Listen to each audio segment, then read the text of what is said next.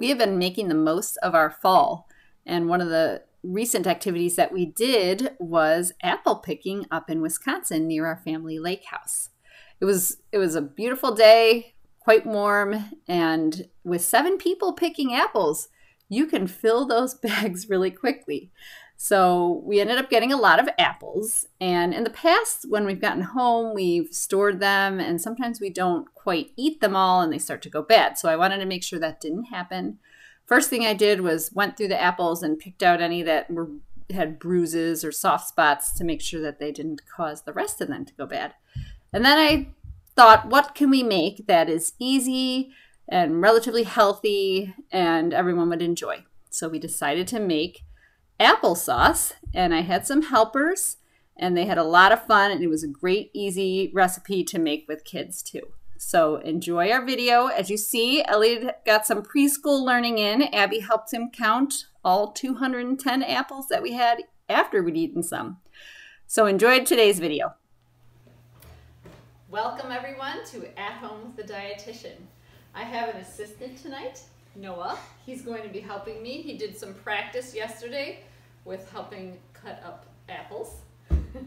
So we are going to be making Instant Pot applesauce. I love the Instant Pot. I've done a video or 2 with the Instant Pot. I will be definitely doing more. It gets used multiple times a week in this house. And as you saw earlier, we went a little nuts with apple picking, and we have a lot of apples. And in the past, sometimes we've left the apples and let them go a little too long. So this time we're making sure to use them in lots of different recipes. Yeah. Right? Okay. So this is a really simple recipe, and it involves some chopping and obviously adding some things to the Instant Pot at the beginning. But then it's mostly hands-off, so it's great. You don't have to worry about watching a pot on the stove, making sure you don't burn the apples and whatnot. So it's a great way to make applesauce. Noah, here, let's show what you have. We have these cool knives that cut really well, but are safer for kids. So we don't want to touch it too much, but he's right. It won't cut your finger like this one would. But it's still kind of, you can still kind of feel like something. Yeah. So he's going to use that to cut his apples. So that's a nice tool to have for kids. And then for coring the apples, this just simple apple core is wonderful. But it's kind of hard. It is a little tricky to get through, but this, you'll see as we use it, is a great tool for prepping the apples to get ready to cook them. And then we just have water. This is supposed to be lemon juice. We only had orange juice, so we're just subbing that tonight. See how it turns out. And then some cinnamon, and you add sugar at the end, kind of to taste. So you don't have to do the sugar if you want to cut back on sugar. You can do that. And then I have an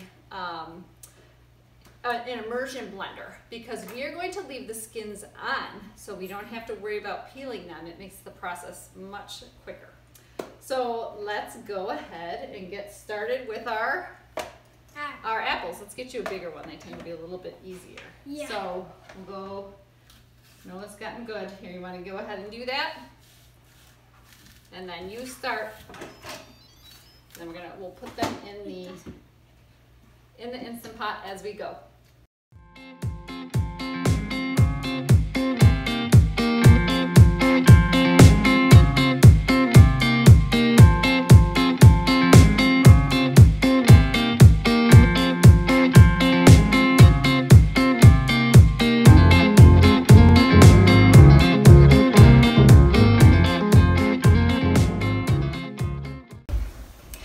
Okay, so you can see we've chopped our apples. Oop, I see one that's a little bit big.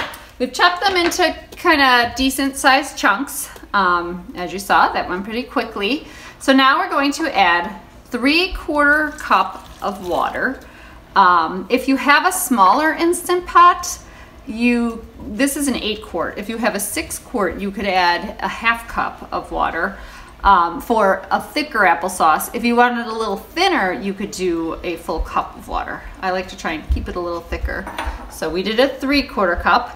And then we've got a couple tablespoons. As I said, it should be lemon juice, but we're gonna go with the orange juice because it's citrus. So that should work. And then we've got about a teaspoon of ground cinnamon.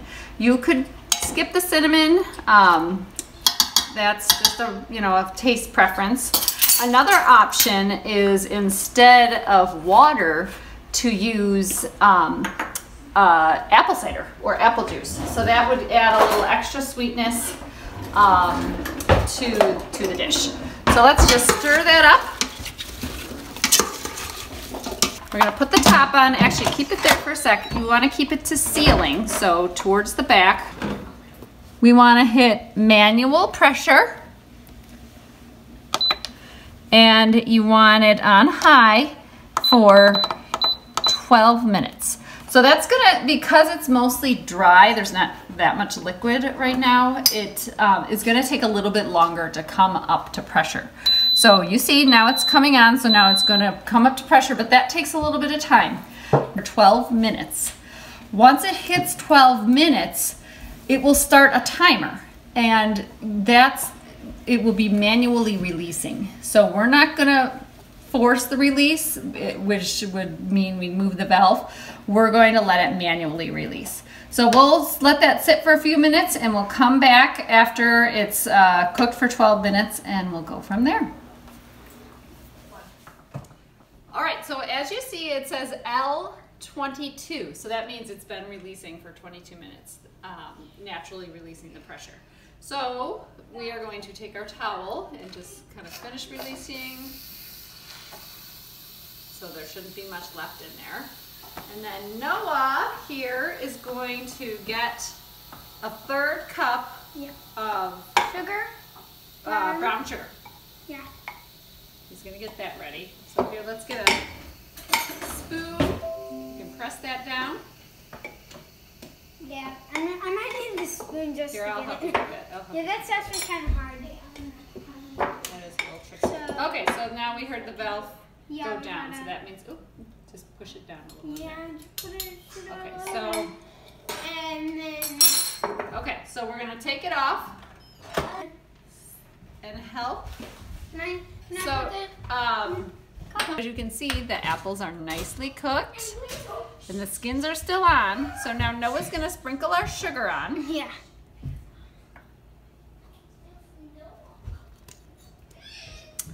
And then I am going to stir. And then we're gonna take an immersion blender. If you don't have an immersion blender, you could just use a potato masher. Yeah. You'll still have some thick skins though. So if you don't have an immersion blender, you could just peel them. Or you could also use a food processor for this step. So if you have a food processor, it'll splash here because and then we are going to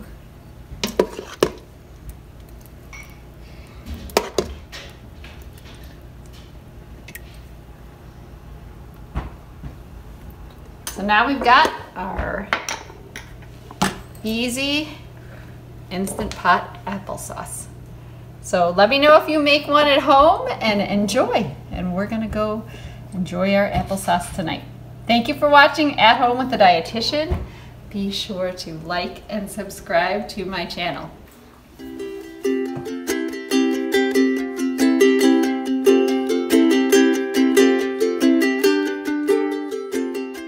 forget to click the bell.